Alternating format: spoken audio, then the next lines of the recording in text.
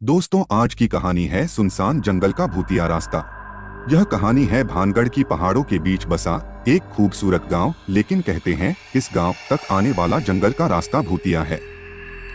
सुभाष कुछ दिन पहले ही इस गांव में रहने आया था। वह भी गांव वालों से इस रास्ते के बारे में सुन रखा था, लेकिन सुभाष चुड़ैल भूत पर विश्वास नहीं करता था। एक दिन वह रात को उसी रास्ते से अपने बाइक से शहर से लौट रहा था और उसकी बीवी शालिनी भी उसके साथ थी। अचानक से एक काली बिल्ली उसका रास्ता काट देती है। सुभाष जोर से ब्रेक लगाता है, तभी वह काली बिल्ली उसके बाइक के पास आकर गुर्राने लगी। दोनों बिल्ली को भगाने का प्रयास करते हैं, लेकिन उस बिल्ली का गुर्राना बंद नहीं होता है। गुर्राते गुर्राते वह शालिनी के ऊपर चढ़ जाती है। वह उसे हटाने का प्रयास करती है, लेकिन बिल्ली शालिनी पर हमला कर देती है। तब सुभाष बिल्ली को पीछे से पकड़ता है और शालिनी को उसकी पकड़ से छुड़ाता है। फिर सुभाष एक पत्थर उठाकर उसे मारता है। बिल्ली जोर से गुर्राते हुए सामने के पेड़ पर चढ़ जाती है और अचानक वहां से गायब हो जाती है। उसे अचानक गायब होते देख दोनों डर जाते हैं। सुभाष, ये बिल्ली कहाँ गायब हो गई? शालिनी, गांव वाले सही कहते हैं, ये रास्ता सच में भूतिया है। वो बिल्ली जरूर कोई भूत थी। सुभाष, तुम भी ना, जंगल का रास्ता है, यहाँ जंगली बिल्लियां और जानवर तो होते ही हैं। शालिनी, होते होंगे, लेकिन वो किसी पर इस तरह हमला नहीं करते होंगे। चलो चलो अब जल्दी निकलो यहाँ से, कहीं फिर से कोई जानवर ना आ जाए। सुभाष ने बाइक स्टार्ट किया, लेकिन जैसे ही बाइक की हेडलाइट जली उसे सड़क पर कई सारे गहने गिरे हुए दिखाई दिए और उसमें सोने के सिक्के भी थे। वह कुछ सोच पाता तभी उसे किसी औरत के रोने की आवाज आने लगी। शालिनी, अब किसका इंतजार रहे हो? हम किसी मुसीबत में ना फंस जाए। वे दोनों घर लौट आए, लेकिन सुभाष के आंखों के सामने वो सोने के गहने और सिक्के अभी भी घूम रहे थे। वैसे तो सुभाष को किसी बात की कमी नहीं थी, लेकिन वो बहुत लालची था। वो उन गहनों को किसी तरह हासिल करना चाहता था। अगले दिन सुभाष अकेले ही सामान लेने के लिए शहर जा रहा था और शालिनी की बातों को अनसुना करके बाइक स्टार्ट करके घर से निकल गया। थोड़ी देर बाद वह उसी भूतिया रास्ते पर पहुंच गया। दिन के समय भी वह रास्ता बिल्कुल सुनसान था। सुभाष अपनी बाइक से चला जा रहा था, तभी उस रास्ते के किनारे पर एक सुंदर सी दुल्हन दिखाई दी जो रो रही थी। उसे समझ नहीं आ रहा था कि इस सुनसान रास्ते पर यह दुल्हन कहां से आई।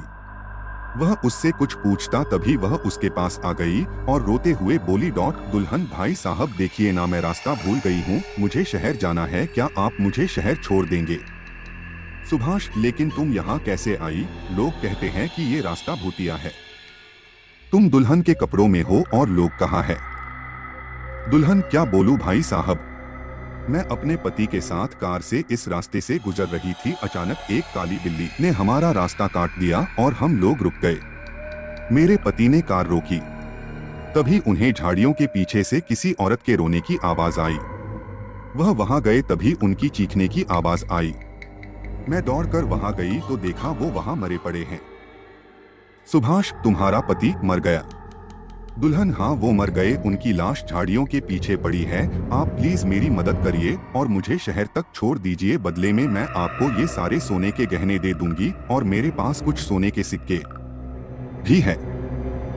सोने की बात सुनकर सुभाष के कान खड़े हो गए। वो तो इसी की तलाश में आया ही था। उसने उन सिक्कों को अपने हाथों में ले लिया, लेकिन जैसे ही उसने अपने हाथों में लिया, वह लड़की अब दुल्हन से चुड़ैल में बदल गई और जोर जोर से हंसने लगी और सुभाष धुएं में बदलने लगा। कुछ ही देर में सुभाष पूरी तरह से धुएं में बदल गया। उस चुड़ैल ने उस धुएं को एक बोतल में कैद कर लिया और ऊपर से ढक्कन लगाकर पहाड़ी के पीछे अपने घर के तहखाने में ले गई। वहां पर पहले से ही धुएं से भरी कई सारे बोतलें थी। चुड़ैल, आज मेरी 5 लोगों की गिनती पूरी हो गई। बिना सोने का लालच दिए मैं इन्हें धुएं में नहीं बदल सकती थी। लालची कही के कल अमावस्या है, कल मैं इन सब को इनकी असली रूप में ले आऊंगी और इन सबको मारकर इनके आत्मा पर कब्जा कर लूंगी और फिर उसे अपने पति के शरीर में प्रवेश करा दूंगी और वो फिर से जीवित हो जाएंगे। दूसरी ओर रात काफी हो गई थी। सुभाष के घर नहीं पहुंचने पर शालिनी को चिंता होने लगी। पूरी रात शालिनी ने सुभाष का रास्ता देखा, लेकिन नहीं आया। उसे समझ नहीं आ रहा था कि वह कहाँ चला गया। तभी उसने देखा कि गांव के मुखिया जी गांव के कुछ लोगों के साथ वहां से गुजर रहे थे। वो उनके पास गई और सारी बात बताई। मुखिया, बेटी सच सच बताना, तुम लोग हाल ही में भूतिया रास्ते पर गए थे क्या? शालिनी जी, गए तो थे, लेकिन उससे मेरे पति के ना लौटने का क्या संबंध है? मुखिया, कितनी बार कहा है उस रास्ते का इस्तेमाल मत करो, लेकिन पता नहीं लोगों को मेरी बात समझ क्यों नहीं आती है। शालिनी, आखिर आप सभी को वहां से जाने से मना क्यों करते हैं? क्या राज है उस रास्ते का? मुखिया, बेटी कुछ साल पहले एक नया शादीशुदा जोड़ा इसी रास्ते से गुजर रहा था, तभी गांव के ही कुछ बदमाश लोगों की नजर उन पर गई। उस दुल्हन के गहने देखकर उनके मन में लालच आ गया। उन्होंने उन गहनों के लालच में दोनों को मार दिया और मरते ही वह लड़की चुड़ैल बन गई। उस दिन से जो भी उधर गया वह वापस नहीं लौटा। शालिनी, मैं वहां आज जाऊंगी और अपने पति को वापस लेकर आऊंगी। मुखिया, वहां से कोई नहीं लौटता बेटी, वहां जाना जानबूझकर मौत को गले लगाना है। लेकिन शालिनी ने उनकी एक ना सुनी और मुखिया भी गांव के कुछ लोगों के साथ तांत्रिक को लेकर भूतिया सड़क वाले रास्ते पर पहुंचे। उनमें से कुछ लोगों ने अपने हाथ में मसाल भी ले रखी थी।